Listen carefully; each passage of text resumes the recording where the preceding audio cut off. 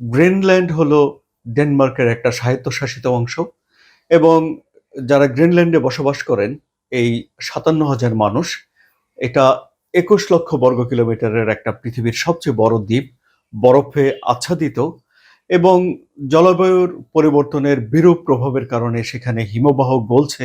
ফলে সাগর পথে বা নৌপথে জাহাজ চলাচলের পথ সুগম হচ্ছে এবং গ্রিনল্যান্ড হলো খনিজ পদার্থের একটা বিশাল ভান্ডার।